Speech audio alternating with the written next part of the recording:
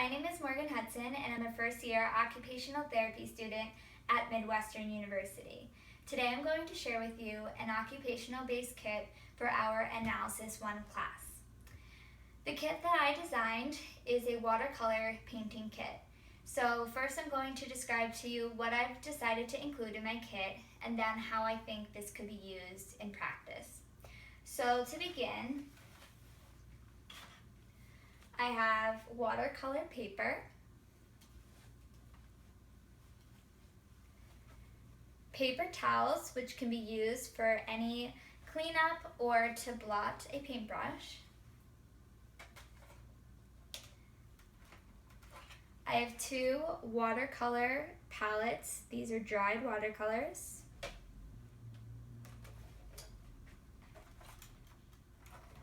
As well as a liquid watercolor set. And because these are supplies, they will eventually run out, although the watercolors should last you a good while.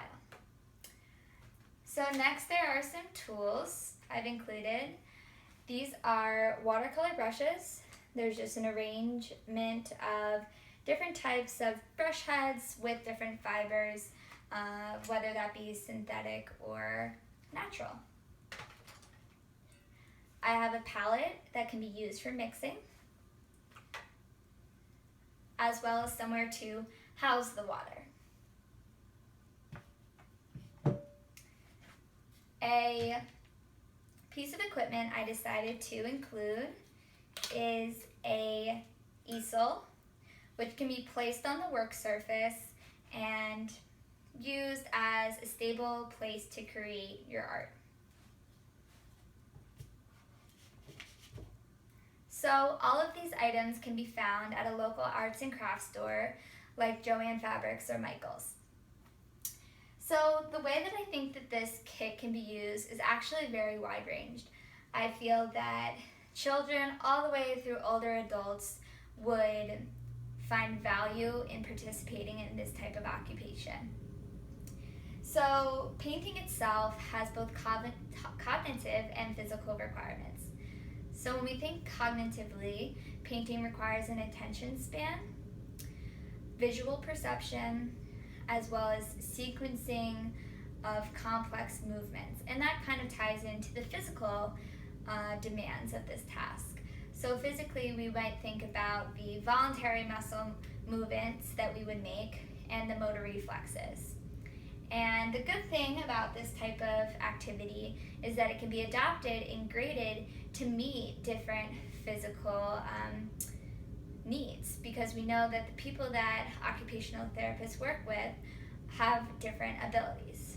So if we were to first think about a paintbrush that we would typically use, we have to remember that not everyone receiving occupational therapy would be able to use a tool in its typical way. So I've decided to add some adapted tools with different grip requirements. Here I've used a tennis ball, and this just gives a different way of grasping a paintbrush so that you can move it through space. It could even just be creating a thicker, more texturized surface. So in intervention, I could see watercolor painting be really beneficial in a mental health setting, as painting is a way of self-expression, and we can choose different colors and shapes to express what's going on inside.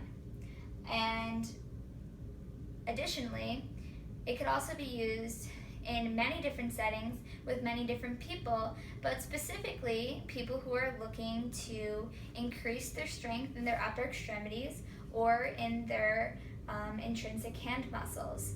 So what an occupational therapist could do is use this kit as a way to help a patient self-express or to work on their strength and fine motor movements or dexterity, and help that patient reach their goals.